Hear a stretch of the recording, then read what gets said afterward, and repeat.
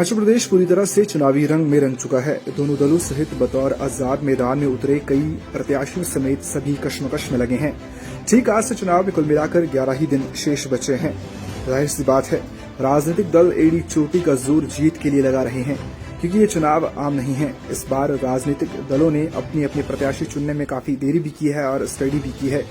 चुनावी मैदान में कई बड़े चेहरे चुनाव लड़ रहे हैं। हिमाचल की 4 लोकसभा सीटों और 6 विधानसभा सीटों पे इस बार 29 साल से लेकर 71 साल तक के प्रत्याशी चुनावी मैदान में उतरे हैं।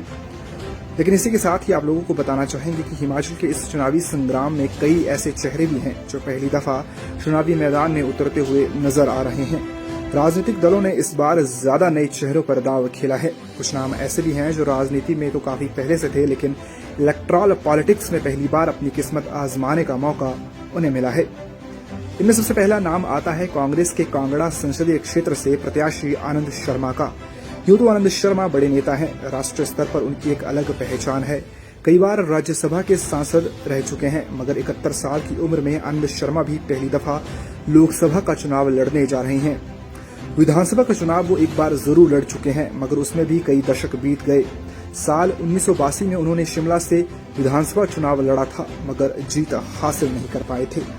दूसरे नंबर पर यहाँ पर नाम आता है कांगड़ा संसदीय क्षेत्र से ही बीजेपी प्रत्याशी डॉक्टर राजीव भारद्वाज का।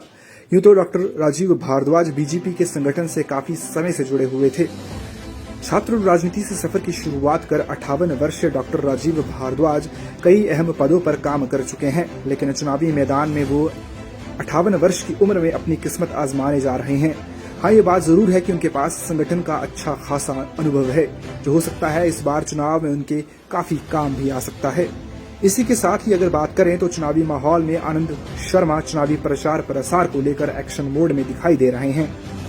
चंबा से कांगड़ा के पूरे भ्रमण में आनंद शर्मा कई अहम मुद्दों के ऊपर जनता के सामने बातचीत कर रही हैं और उन मुद्दों को जनता के सामने भी रख रहे हैं, और जनता का भरपूर समर्थन भी उन्हें कहीं न कहीं मिलता हुआ जरूर नजर आ रहा है। ऐसे में चंबा के दौरे में आनंद शर्मा का कहना है कि कांगड़ा चंबा विकास के नजरिए से काफी पीछा है। खासकर चंबा की बात करें तो चंबा में विकासात्मक कार्यों को लेकर काफी ज्यादा देरी होती हुई भी दिखाई दी है, जिस चीज को लेकर के कांग्रेस के ध्यान में जरूर कहीं न कहीं कांगड़ा चंबा की आवाज बनने का मौका उन्हें मिला है। उनके द्वारा ये बात भी कही गई कि लोगों की कई समस्याएं हैं जिनका निवारण होना अति आवश्यक है। जाहिर सी बात है कि आनंद शर्मा भले ही इलेक्टोरल पॉलिटिक्स में अपने पैर जमाने का प्रयास कर रहे हों, लेकिन आनंद शर्मा के तर्क वितर्क के आगे भाजपा कहीं न कहीं असमंजस में पड़ती हुई दिखाई दे रही है। आपदा आई, हमारी सड़कें खत्म हो गई, पुल टूट गए, हमारी पन बिजली की योजनाओं को हानि पहुंची, हजारों घर चले गए, 500 से ज्यादा लोग मर गए। दिल्ली की सरकार ने सौतेला व्यवहार किया। 1 रुपया हिमाचल को नहीं, हमारा हक नहीं था, हमारा संवैधानिक हक है। जो कोष बनता है नेशनल डिजास्टर रिलीफ फंड, उस पे हर सूबे का अधिकार है। हिमाचल को मरहूम किया गया, हमारे को 1 रुपया नहीं दिया। अब हमारे को क्या प्रवचन देने आएंगे? पहले इसके लिए हम इनाम देंगे इनको। यहाँ की सरकार ने किया, मकान बनवाने के लिए 7 लाख दिए, 4,500 करोड़ रुपए का पैकेज दिया। दुख की घड़ी में लोगों के आंसू पहुंचे, परिवार के परिवार खत्म हो गए। ये चुनाव का वक्त है, कुछ बातें याद दिलाना जरूरी है, कुछ याद कराना जरूरी ये रहेगा कि क्या सूखा कांग्रेस को लेकर के कांगड़ा चंबा लोकसभा सीट पर जो बना हुआ है, क्या उसे खत्म करने में आनंद शर्मा काबिल रहते हैं या फिर नहीं।